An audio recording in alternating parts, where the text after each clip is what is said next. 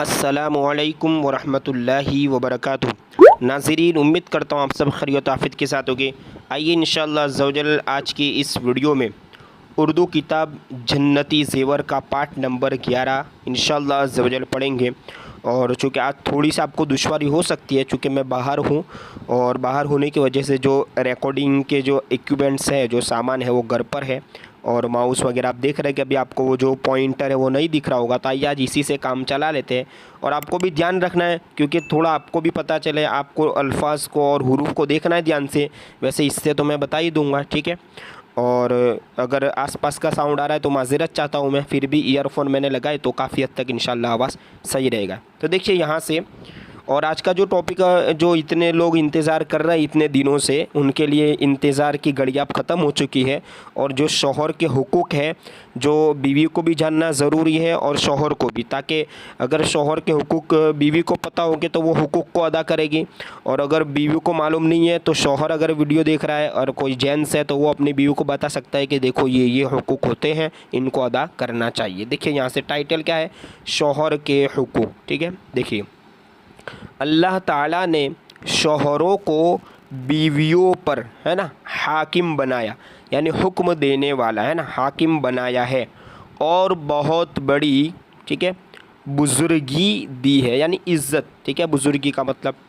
इसलिए हर औरत पर फ़र्ज़ है कि वो अपने शौहर का हुक्म माने और खुशी खुशी अपने, है ना, शौहर के हर हुक्म की ताबेदारी, देखिए ताबेदारी यानी पैरवी करना, बात मानना, है ना, ताबेदारी करे, क्योंकि अल्लाह ताला ने शौहर का बहुत बड़ा हक़ बनाया है। याद रखो कि, देखिए अब नीचे, याद रखो कि अपने शौहर को राज़ी व खुश, है ना, रखना बहुत बड़ी इबादत है और शौहर को नाखुश और नाराज़ रखना बहुत बड़ा गुनाह है। रसूलुल्लाह सल्लल्लाहु ताला अलैहि वसल्लम ने फरमाया कि अगर मैं खुदा के सिवा किसी दूसरे के लिए सजदा करने का हुक्म देता तो मैं औरतों को हुक्म देता कि वो अपने शौहरों को सजदा किया करे, ठीक है।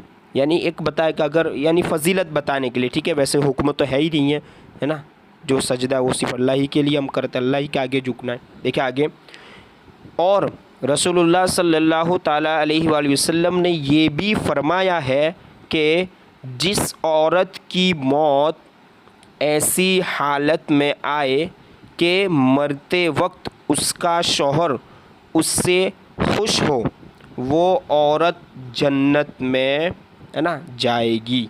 सुबहान अल्लाह। देखिए यहाँ, है ना, देखिए यहाँ नीचे, और ये भी फरमाया कि जब कोई मर्द अपनी बीवी को किसी काम के लिए बुलाए तो वो औरत अगरचे चूल्हे के पास बैठी हो, उसको लाजिम है कि वो उठकर शौहर के पास चली आए, है ना।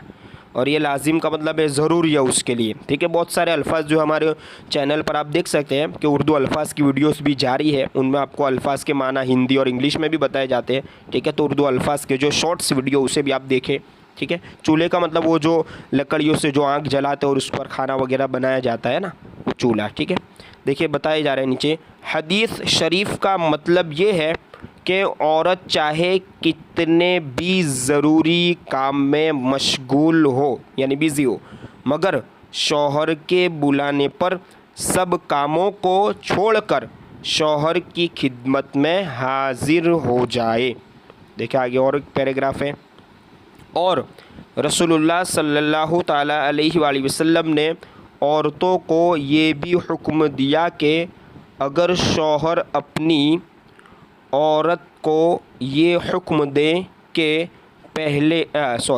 पीले रंग के पहाड़ को काले रंग का बना दे और काले रंग के पहाड़ को सफ़ेद बना दे, तो औरत को अपने शौहर का یہ حکم بھی بجا لانا چاہیے۔